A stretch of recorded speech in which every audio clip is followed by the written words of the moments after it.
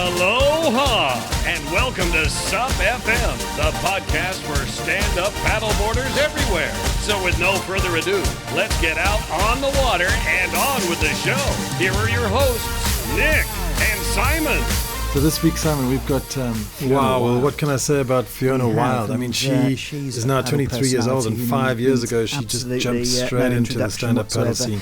Anyone who did super well, and she has been doing it every single year. Last year she came third in the APP we're going to do it anyway. She's done she won countless titles in the past. I can't even rattle them off now because there's too many of them. But we touch on a couple of the interesting competitions during this podcast. We thought, well, hell, let's try and it and was get so these great to things chat out to her because as soon she's as just such a possible. So we fun, decided vibey, to just young, up the happy ante and person. do two a week You instead can of one a really week get a because sense people are of loving the it. We actually lifestyle quite- that she leads. Both you and I Just think, are amazed at cruising the around the uptake. world, We've got paddling tons of people and having fun just with friends and listening. It's enjoying really exciting to see competitions how it's and just kicking off.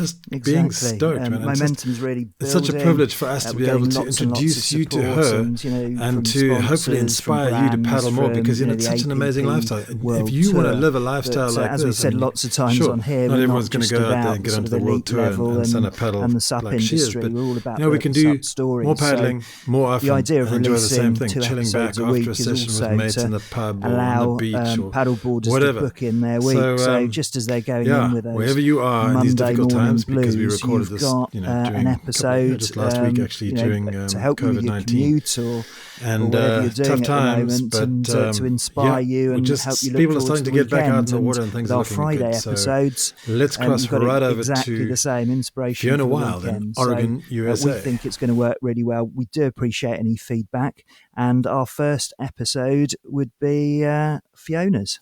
Yeah, and inspiring is the word because she's got an incredible lifestyle. I mean, if you think about it, she's just so fun and happy and easy to chat to. She's really, really cool.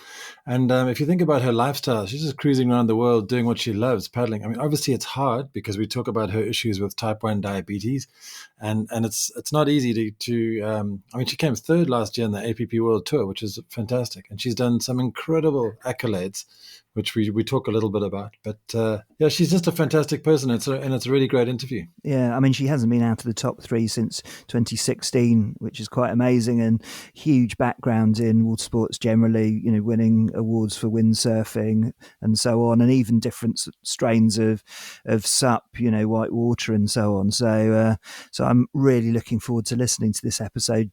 She sounds absolutely fantastic. Great. Well, here she is, Fiona Wylde. Hi, Fiona. Thanks so much for joining us on the SUP FM podcast. How are you doing over there? Great. Thank you so much for having me. It's fun to be here. It's fun to be chatting with you, and it would be fun to be on the water, but we'll just have to make do with this right now. Yeah, what's the deal? Have you managed to get out on the water lately? Is it legal in Oregon or not? Yeah, so for a while there, pretty much all access to the Columbia River was closed, and a lot of the access that we put into the water here to the river is through state parks. And state parks are still currently closed. However, the city and the port of Hood River have just recently opened up a few more access points. So just this last week, I've been able to get in the water and paddle a bunch, and it has felt so good. So I was able to do a few smaller paddles, a couple weeks ago, but now it's like I actually have room and I can go a bit further, and I'm loving it. Oh, it's great to get back. I mean, I went myself on Monday because we're allowed in Portugal here. We're allowed to get out on the water again, and it's just it's an amazing feeling to get on the water. It's really, really good. So I feel sorry for all those other people around the world who are locked down right now. Yeah, it's difficult. It's when I feel like after taking a bit of time off, when you get back on the water, you really appreciate it and realize how much, or at least I do, how much I kind of took it for granted that every day, whenever I wanted to or not, just go down to the water. And now, in a way, it's like a kind of forced reflection because it's like, okay, paddling is something that I used to do just every day, and now, or for a while there, I couldn't. So now it's something that I really want to do every day, and I'm not going to take it for granted like I did before. Absolutely, yeah. But obviously, you kind of live in nature all the time, I would imagine. And as a young girl, how did that initially start? I mean, did you have an outdoors family? Were you always outdoors? Absolutely, yeah. My family. We always were very tight, very small family. I'm an only child, and Actually, I don't have any other cousins, not any first cousins. So I was always outdoors playing with my parents and aunts and uncles and grandparents. And so when we wanted to do something, a lot of times we would just look towards the outdoors, whether that be sailing or windsurfing or biking or anything like that. Like our playground is pretty much the outdoors. So for me, especially now living in Hood River, it's kind of the same thing. People always ask like, oh, what do you do? And if you ask that question in Hood River, they're not asking you about what you do for school or for jobs or anything like that. They're asking you about what recreation you do. And so, it's kind of like, oh yeah, well, I windsurf, I paddle, I bike, I ski, like we run in the mountains, all those things. So it's pretty cool because my upbringing has showed me that, or basically my upbringing has taught me that the outdoors has a big enough playground for you to have fun, be healthy, and really enjoy it. And I'm lucky to be able to choose where I live now and to live in Hood River and have all the access to, the trails and everything else when they're open is amazing. Yeah. So what's the main things that you can do right now under lockdown? Are you running or cycling or what's the deal? Yeah, a bit of both actually. During the main part, the majority of actually pretty much all our trails were closed for about 6 weeks. And so during that time, I was just running on the road. I got to run a half marathon, a virtual half marathon. Well, I physically ran it, but it was virtually with Yeah. a bunch of other people. And that was for JDRF, which is the Juvenile Diabetes Research Foundation.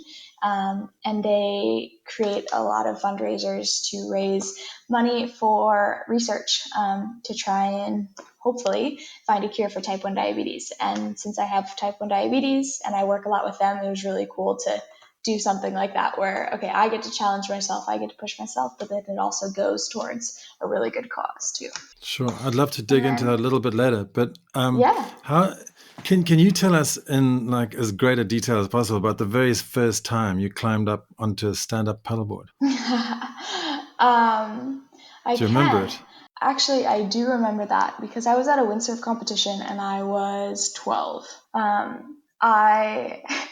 There was a windsurf competition that was happening in Southern Oregon, and we were there for windsurf wave sailing. And I had never really been in the waves before, so I was trying to be in the waves. For the first time windsurfing, I was trying to, compete.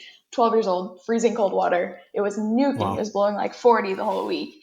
It was a 4-day competition, and for the first 3 days, I couldn't even make it out through the surf. I was just like getting so wound up on the inside, trying to punch through, and just getting yarded. Either the waves would knock me back, or the windsurf rig would just get ripped out of my hands because it was so windy. And finally, the last day, I actually made it out, and like everybody on the beach was so excited, they were cheering, and that was like the biggest accomplishment that I had made it actually out to where most people had been, competing. But whatever, I was 12. Anyways, Yeah.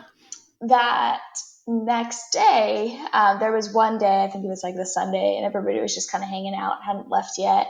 And the wind completely died. There were some small little waves, and they're like, "Oh yeah, we'll put you in a little. There's a stand-up competition. Some people had some stand-up boards. Like, put your name down if you want to do it." And I'd never stand-up paddled before, but I was like, "Oh, cool, I'll try it." I don't know what it is. So I remember they just randomly divided us all up into heats, and because I'd kind of come up late, there was like one spot open in one heat, so they just put me in that heat. Well, I was in a heat with like Robbie Nash and a few other kids that were quite young that actually knew what they were doing, and Did you it say was Robbie kind of Nash? funny. Yeah. Oh, wow. It was pretty funny.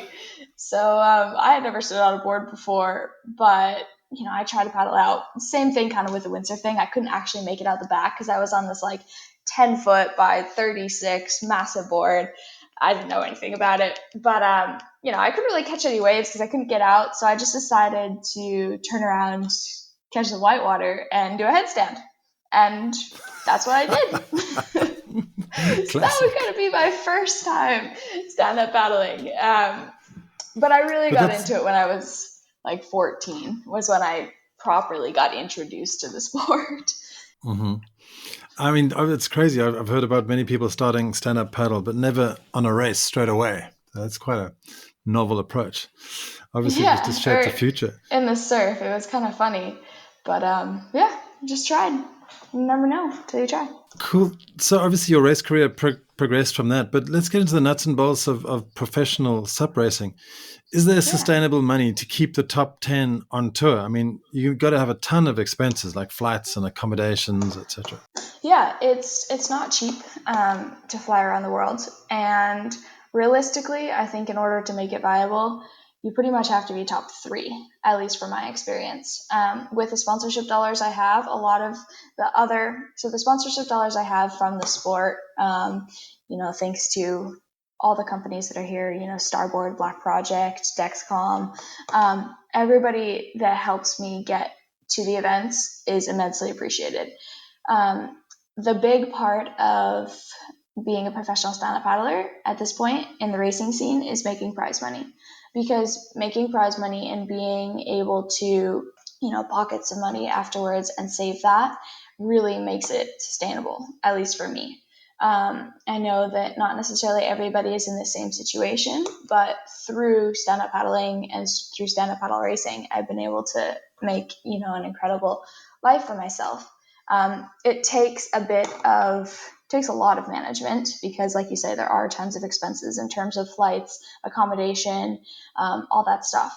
But if you're smart with the way that you decide to spend the resources that you have, and you train hard and you're able to get good results, and pick the right events to go to, then it totally is sustainable. It's a lot of work, but you can do it. But at the same time, in order to make that kind of work, I end up doing a lot of events, and that's why you'll see me competing in a lot of different races. Last year I competed in 29 events throughout the year, which means a lot of traveling, but is also a way that I can make this all work. I can make it feasible, and I can support myself through what I want to be doing. So I can support myself at home as well as when I'm on the road. Wow, 29 events is a lot. I mean, how do you choose which ones to enter? Oh, I pretty much just go for all of them. So in 2019, can you touch on some of the most fun moments in those events? Yeah, for sure. So I compete on the Stand Up World Tour, which is an APP World Tour for stand up paddle surfing and stand up paddle racing. So I started the year in Sunset in Hawaii, and I actually won that first World Tour event there for stand up paddle surfing. So that was an amazing moment for me to kick that off, because stand up paddle surfing isn't something I grew up with. Even if like the first time I was on a stand-up paddleboard, was in the surf in Southern Oregon, it wasn't something that I ever did. I didn't learn how to surf until I was about 15. So, and that's stand-up surfing or not. So it's definitely like, for me, that was a huge validation moment of like, whoa, I can Awesome. actually surf. This is pretty cool. But then from there, I actually got to do a couple trips. I went to Santa Cruz Paddle Fest, which is, here in the US. It's in California, Santa Cruz. And then from there, I got to go on a trip with two girls, Alini Arizafka and Vania Torres. And we kind of created a group last year called the Shaka Ladies. And we hung out together in Hawaii, just had an absolute blast, and wanted to make the most of it, wanted to spend some time together. And I had about 3.5 weeks before I needed to go race again. So I flew down to Peru, and we spent the next 3 weeks between Peru, where Vanya lives, and Brazil, where Alini lives. And we were surfing and race training and just having a blast together. That From sounds there, incredible. it was so cool because just to be able to spend time with other girls who are passionate about, what I love to do and be on the water every day. Like, we were pushing each other so well, and even though we compete against each other, it wasn't a competitive, rivalry of any sense. It was a true friendship. And those moments are really special. So it was very cool. There's a classic point break in Peru. Did you manage to hit that? I mean, it's like one of the world's best. Yeah, we were just south of Lima, so we weren't actually up north. That's up near Chicama and then in Pacasmayo. And I haven't surfed Chicama, but I've surfed Pacasmayo, and I've windsurfed in Pacasmayo. It was a complete blast, but not this trip. We were further south. But it was kind of cool because that trip kind of cemented like having fun, being on the water, sharing that passion, with my girlfriends. And then from there, I went straight into racing, and I basically went into like 9 weeks straight of racing. I competed in the Euro Tour, but before that, I raced Carolina Cup, flew straight to Europe, and then it was 8 weeks pretty much through Europe, racing almost every weekend. So Throughout the summer, that right? was a big year. That was from May till about the end of June. So that was a big chunk. Did they have an event in Portugal last year? Because I know they used to have a Euro Tour event in Portugal, and I think maybe they've stopped Yeah, it, right? yeah, they didn't have an event there last year. Last year, the events that I did were in France, Spain, and Greece and Germany. Okay, and you ended up the Euro Tour champion, right? I did. Yeah, that was Congratulations. thank you very much. It's definitely a big highlight.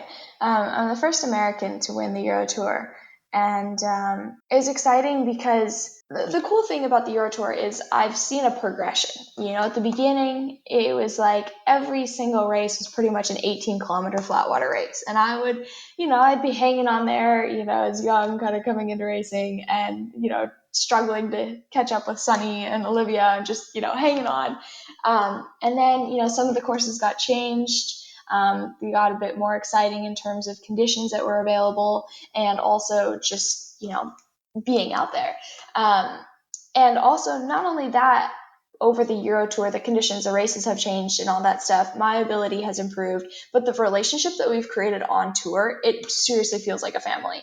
And so every time you show up to a race, like even amongst, all the girls that are racing against each other, we have such a great camaraderie, and the guys too. So, of course, everybody that's there competing wants to win a race, but we're pretty much just as excited for somebody else too if they have a good day.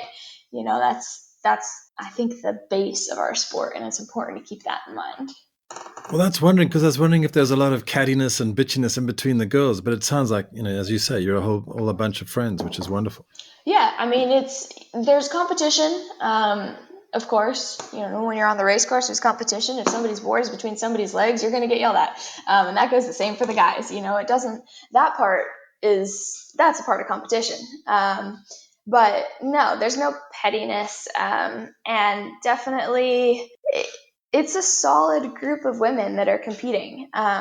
Everybody puts their time in. Everybody works hard. Everybody, deserves to be there.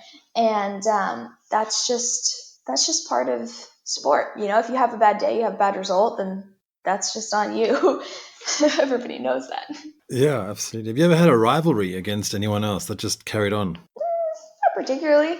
I've been pretty neutral during everything. I mean, my whole thing is that the only result that you can control, the only thing that's really important is what you can do and what you can focus on, and that's what I look at. If I have a bad day, it's nobody else's fault. I've been in many finals with many people on the surfing side. Izzy Gomez and we've been in so many different finals together, going normally her winning one, and then I've won a couple.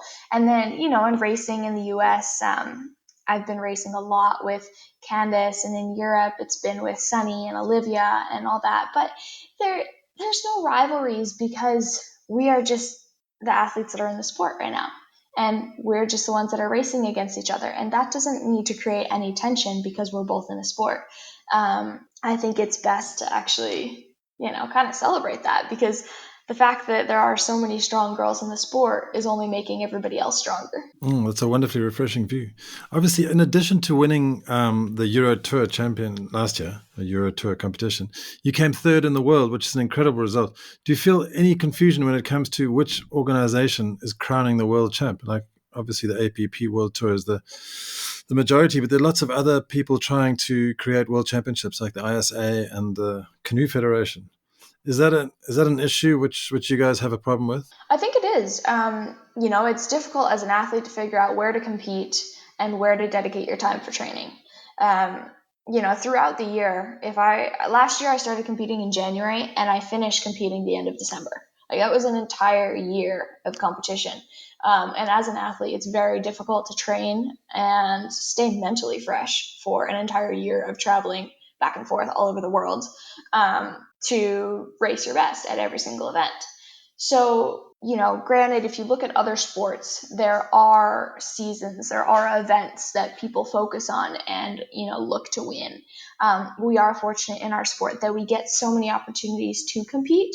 Sometimes it becomes a bit overwhelming. And, it is a bit difficult. Like, to be honest, I feel that my results from last year actually reflect a bit higher than having a third place overall for the World Tour. But that's just because in those few events, I had those results. But the other difficult thing is there were some other racers doing the APP that aren't doing the Euro Tour, that aren't doing ICF or ISA.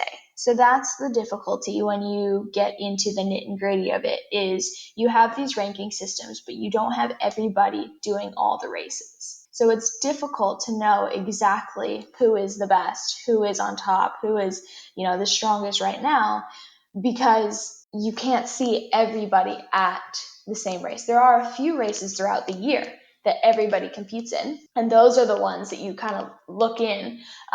Carolina Cup, typically is one of those. The Gorge Paddle Challenge here is another one of those. Bilbao and Charboitz in Spain and Germany, those are also a few races that people really key into to look and see, okay, who's the strongest, and who's on top right now. Because there are only, about 6 or 7 events in the APP World Tour, is that right? Yeah, I believe last year we had 5 races, not including Red Bull, and then 4 surf contests. Mm-hmm. Because I was following Chris from supracer.com, and he tracks about 113 races. So do you think his kind of ranking is much more real as opposed to the APPs? That's a very strong question. I think that there is a lot of validity to looking at the entire sport and putting in everybody that's competing. I think the Sup Racer World Rankings create a lot more of a community in that sense because everybody is involved. Actually, my grandmother is on that list for Sup Racer World Rankings, which is pretty awesome. She competed in the Gorge Paddle Challenge, last year, whereas she definitely won't be on a ranking for the APP World Tour, unfortunately. If she could be, she would kick a bunch of people's butts. But the APP, they're very much focused on creating that strong, elite, professional mantra, which is really good. But I think both have their loopholes. I think the APP could do a good job by opening up a little bit more, including a few more amateurs into that. And also diving into some events that have bigger participation. I think that would be really beneficial to the tour and to the athletes going there. Like us, it's fun when you get there and there's a ton of people at an event. So both have their strong suits because, APP is claiming a world title and a world champion, and it's respected. The problem with Sup Racer World Rankings would be the weighting that goes into events. Sometimes it can be it's amazing to have a world ranking that has every event, because then you don't feel gypped by not going to a certain event. You feel like you can get included. The difficulty comes with ISA and ICF when they come into it, because that kind of throws a wrench in the Sup Racer World Rankings, because sometimes ISA and ICF are weighted quite strong when sometimes there's opportunities, or athletes don't get opportunities to go to the ISA. Luckily, ICF allowed everybody to go, so I was able to go last year. But for example, last year I couldn't go to ISA because the qualifiers that happened for Team USA were during the Euro Tour. So there's a lot of overlap. Whereas I've been part of Team USA for the 2 years prior, but because I wasn't able to, I was already competing in the sport, so I couldn't go to the trials for the sport. So then it made my overall Sup Racer World Ranking look poor, like less than it probably was, because I actually wasn't there. So there's a lot of politics that go into all of this stuff. It's not perfect. It all needs to be, I think everybody could kind of in a way use this time to talk amongst themselves, but then also collectively to try and figure out, okay, here we have a chance to realign our sport a little bit. Let's make it so it's most viable for the athletes, and most viable for the people who are involved financially, and then most exciting for the fans and the supporters of the sport. So we can, really make this a more inclusive, awesome community sport that extends from the novice racers, the first timers, weekend warriors, all the way up to the paid professionals making a living from it. Absolutely. Is there any pressure from the sponsors to go to any particular race? Because obviously they may have a say in that.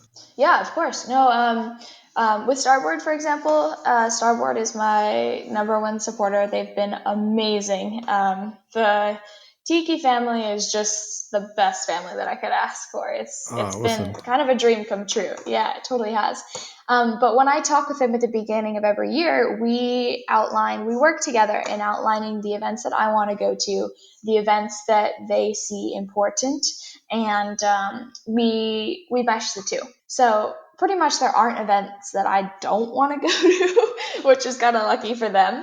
But as I've competed a bit more and more, figuring out, okay, which events suit my styles of racing and surfing, and also which events make sense within the calendar year.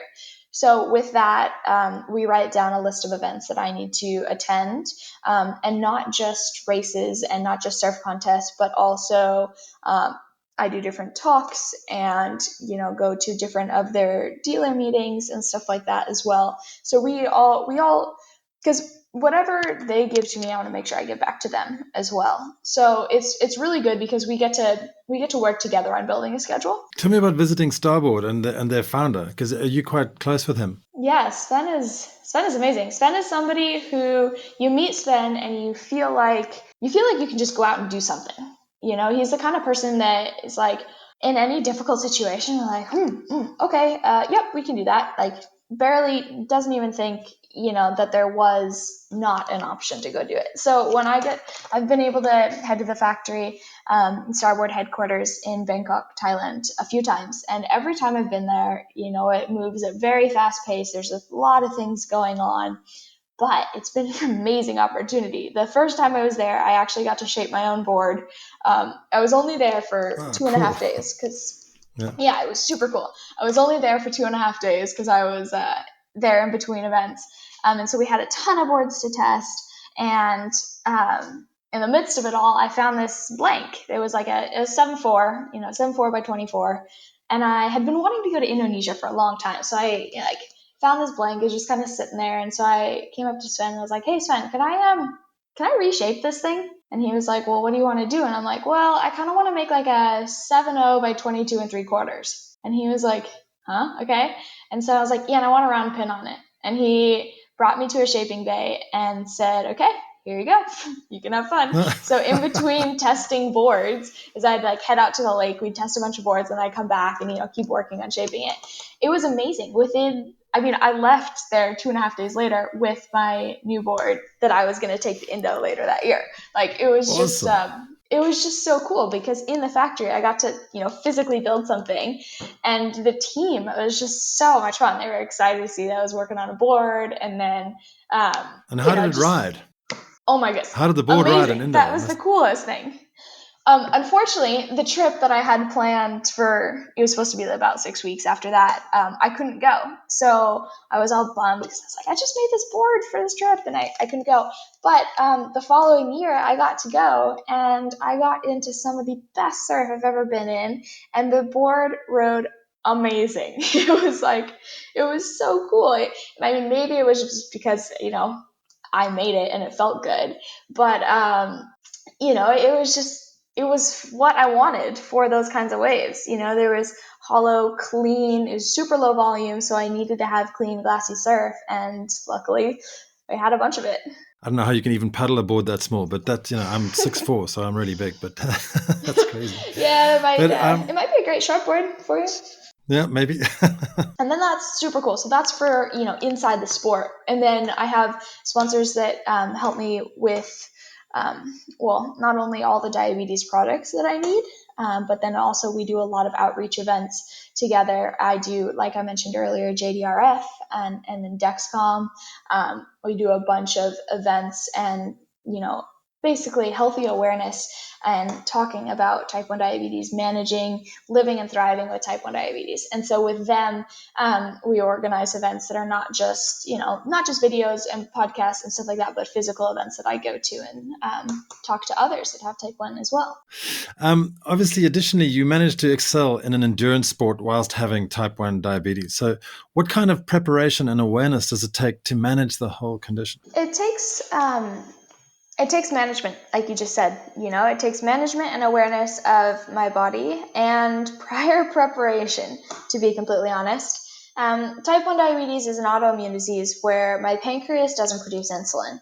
And in order for my body to act normally whenever I eat anything that has any kind of sugar or carbohydrates, you need insulin. Because when you eat sugar and carbohydrates, that backs up in your blood, gets broken down into sugars and stored in your blood, and insulin would act as the key to basically unlock a door from your bloodstream, from your veins and all that has your blood, and let the sugars enter your muscles. So if you don't have insulin, then all the sugar that you're eating, consuming, just sits in your blood, and you can't actually process it. And your muscles don't get any food, so you feel extremely weak. So I take insulin, I inject insulin somewhere between 5 and 10 times a day, depending on my blood sugar levels. So I'm constantly, poking myself with little needles to inject. And I wear a device on my stomach called Dexcom. It's a continuous glucose monitor, which means that it continuously checks my blood sugar for me automatically because it connects to an app on my phone, and every 5 minutes a little dot shows up on my graph that I have telling me where my blood sugar is. And it'll also project the direction that I'm going. So say if I'm going up, my blood sugar there'll be an arrow going up on the Dexcom app showing me, hey, blood sugar is going up, you should probably do something about this. Or hey, I'm going down, or I'm going down quickly, I should eat something to stop this. So ironically, the whole flatten the curve thing that we're talking about with coronavirus, I've been doing that for a while now because it's all about flattening the curve with diabetes. But yeah, so and what when you're I mean racing, can you monitor that as well? You're just about to go into competition now. Yeah, no worries. So when I'm on my race board, I wear a hydration pack pretty much every time I'm on my race board. And that hydration pack has my phone, has some water, and also has Goo Chomps, just some sort of quick acting sugar that I can eat. But I wear an Apple Watch, and the Apple Watch talks to my iPhone, and I have the Dexcom app on my watch as well. So while I'm racing, I can actually look down, see what my blood sugar is at, and be like, yep, okay, I'm good. I can keep paddling, just keep going. Or, I'm starting to go down. I need to eat something. So I'm constantly monitoring, okay, where's my blood sugar at? And trying to adjust it even while I'm racing. Because if my blood sugar is not in range, I'm not going to feel well, and I'm not going to race well at all. And it's pretty dangerous as well. I mean, you could go into a coma, surely. You won't be able to go into a coma and just, shut off. I mean, I don't want to say it exactly like that, but realistically, you won't be able to. Yeah. If you didn't manage it, absolutely. A lot of times it happens with newly diagnosed people that don't even know they have diabetes because you have symptoms that don't feel right. And unfortunately, sometimes diabetes can go undiagnosed for a while. And that is when a lot of complications, become present and potentially very dangerous. Luckily, for anybody that has type 1 diabetes, exercise is like the $1 million drug. Just going outside, if I'm not feeling super great, even if, I pretty much exercise every day, but even if my blood sugar is not cooperating, not feeling super great, just a walk around the block, just go for a walk around the block with my dog, and I feel so much better. And a lot of times my blood sugar kind of steadies itself out too. So for anybody that has type 1, and is struggling with blood sugars up and down, either insulin resistant or, whatever, just going out and moving for a little bit. You don't have to do any crazy training. Just, move a bit. It always helps. And you said, how did you actually find out that you had it? So I discovered that I had type 1 diabetes on my graduation day from high school when I was 18. I had been doing online high school, basically sophomore, junior, and senior year. So the last 3 years of high school I did online. I had also signed my contract with Starboard at the beginning of that year. So this was my first year, being a professional stand-up paddler, super excited, ready to go. I competed in the Carolina Cup that year. That was my first big race of the year, and I was doing awesome. I was in second place to Annabelle Anderson, and, it looked like I was going to get second. And in about a mile and a half from the finish, I just completely bonked. I lost it. I got weak. I couldn't paddle anymore. I crawled in kind of in sixth place. And I chalked it up to experience. I was like, I'm young. This is my first, big international race. Like, as with a team behind me, I just need more experience. So I came home and I kept training. And I didn't get any stronger. I was actually getting weaker. I was losing quite a lot of weight.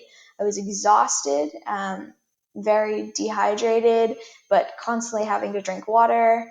And then I got an infection, and I went to the doctors, and they gave me some antibiotics for an infection and said, it'll go away. It didn't go away. I went back. They gave me a second round.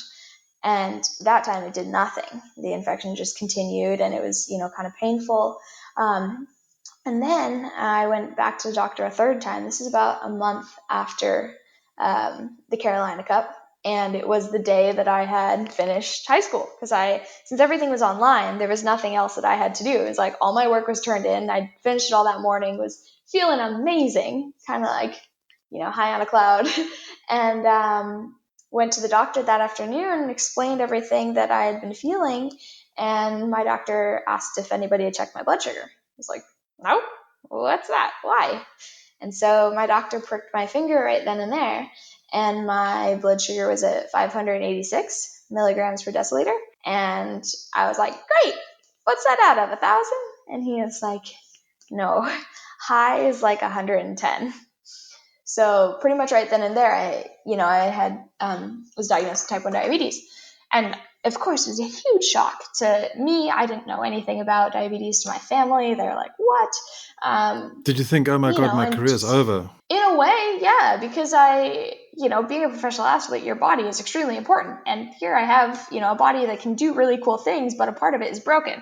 So trying to get that through my head, in a span of a few minutes after getting told you have an autoimmune disease, wasn't necessarily the most light feeling, I could say. But Heavy. the really cool thing was the doctor, my doctor, who's still my doctor now here in Hood River, and also I got to speak with a diabetic educator. And all this happened within like 2.5 days since my doctor told me I was diagnosed. They got me started on insulin, taught me how to use insulin, what it does, how to eat sugar if my blood sugar goes low, how to check my blood sugar, all these things that were important. And so we had a follow-up with my doctor 2 days later. And so, at that point, my blood sugar is starting to come back down into range. I didn't go to the hospital. A lot of people are admitted to the hospital when they get diagnosed, and for whatever reason, I wasn't. So I'm sitting there with my doctor, and I was like, look, I was supposed to go to Europe on Tuesday. This is on Saturday, actually. He saw us on Saturday. It's like, look, I'm supposed to go to Europe on Tuesday because I'm supposed to race in my first Euro tour, and I'd never been to Europe to race before. So I was really excited about it, and I was like, but if this is a bad idea, tell me, I won't go. If it's not good for my health, I'm not going to go. And my doctor just sat back and was like, that's not my decision to make. You know how your body works, and you can talk to your family about that. And I was like smiling, sitting there, and I turned to my dad, and I was like, okay, we're going to Europe. Can you come with me? And so we went to Europe for like 4 days later. And it was amazing. It was very cool of my parents to just support me in that decision to go. My dad came with me on the trip, and he was an immense help.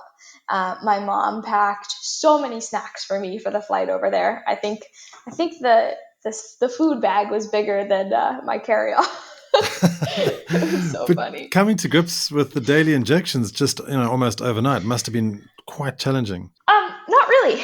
For me, it wasn't, because when you're put in a situation where, okay, this is something you need to do, otherwise you're going to feel like absolute crap and you need this to survive, it's not difficult to come to grips with, It's just a very small needle.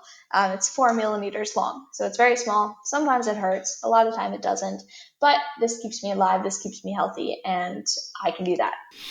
Well done. It's an amazing thing to have to deal with, and obviously you're dealing with it incredibly well, and also inspiring people who have it to go out and get fit, right? Well, thank you. Yeah, I think it's important. It's important to chat with other people. I actually get inspired by just having these conversations and talking with others too, because, everybody has little tips and tricks for managing diabetes because everybody's experience is different. So the more people you talk to, the more you learn, and it only helps yourself, or it definitely helps me.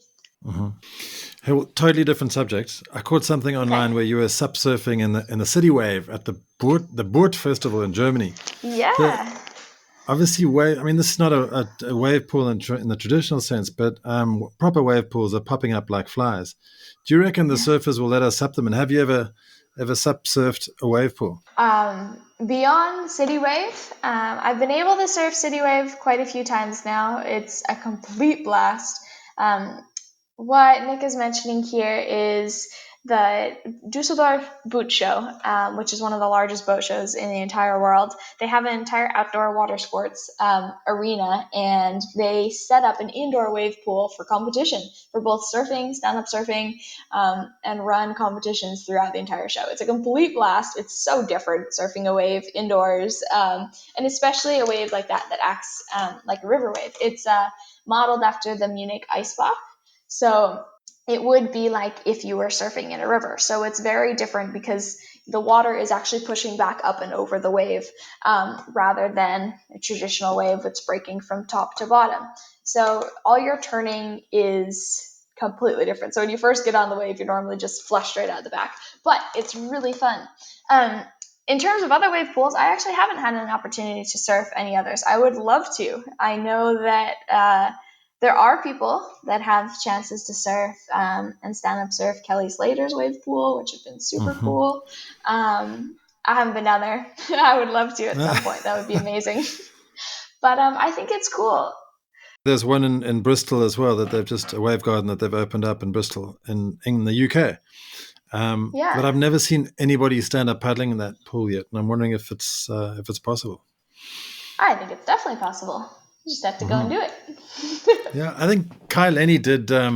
He went to go and surf in the Wave Garden Research and Development Pool in Spain. On a stand-up paddle, which would be cool. But it sounds like it could help competitions, and you could have incredible surfing competitions in wave pools. Yeah, I think it would be fun. I think actually, even more so than competitions, I think it would just be really good training because you get the opportunity to work on maneuvers and tricks that, you just don't have as many opportunities in the ocean. But I think the coolest part about surfing is, being able to read the water, read the waves, and ocean knowledge is a huge aspect of surfing and being in the water. And it's important to not take that away. But the wave pools, in my opinion, are awesome because people who wouldn't get the chance to be in the ocean get to, learn how to surf. And that's epic. Absolutely, yeah. I just talking about sup surfing and sup racing and everything. If you could categorize or just rank your favorite ways to paddle a stand-up paddleboard, what is it first? Is it stand-up surfing? Is it? Do you ever do any yoga? Is it downwinding? What's the best for you? Yoga's not too high on my list.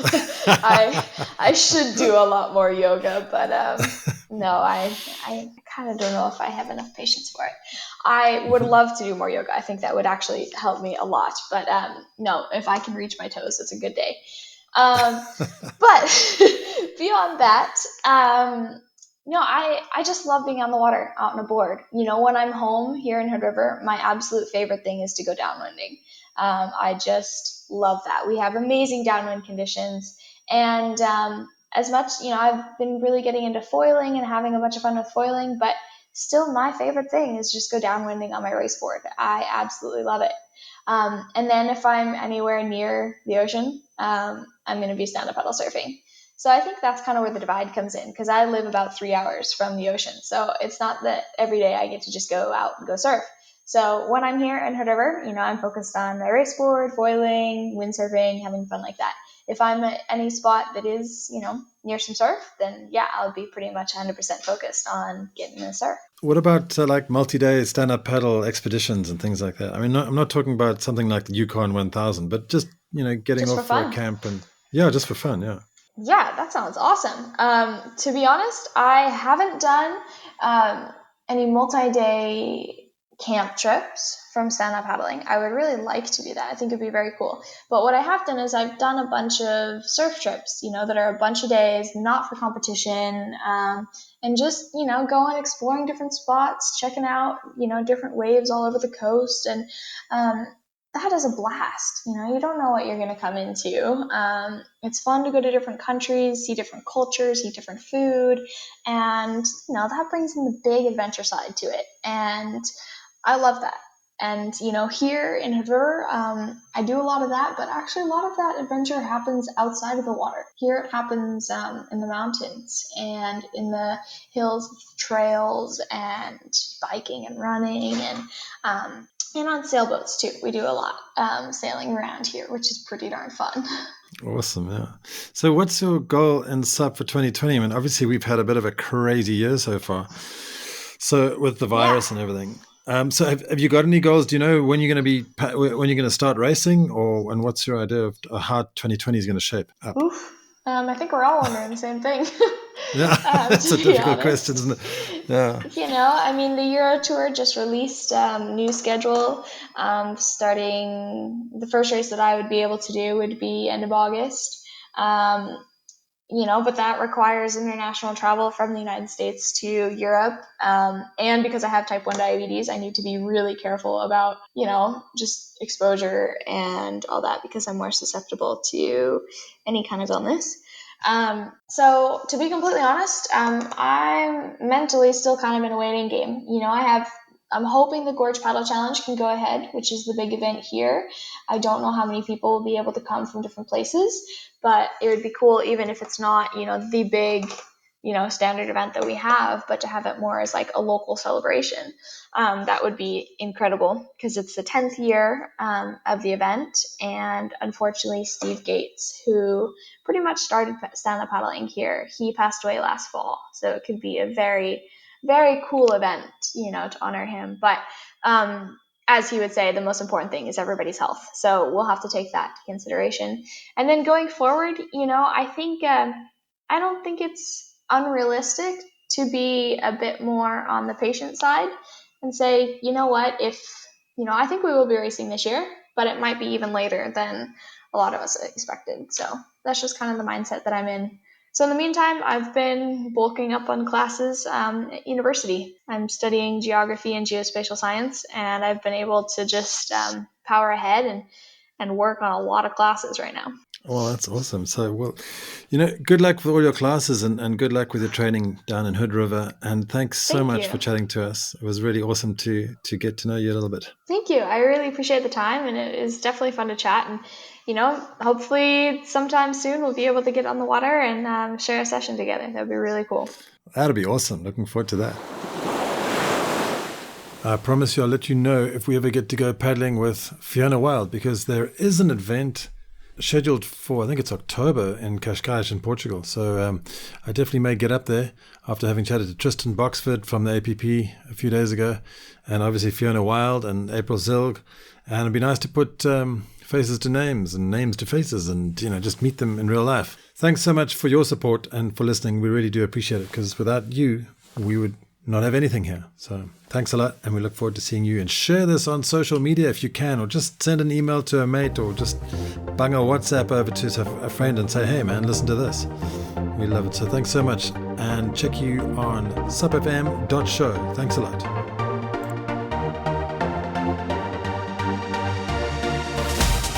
Thank you for listening to SUP FM, the #1 podcast for stand-up paddlers wherever you are. If you like what you've heard, please leave us a review on iTunes. Until then, we'll see you on the water.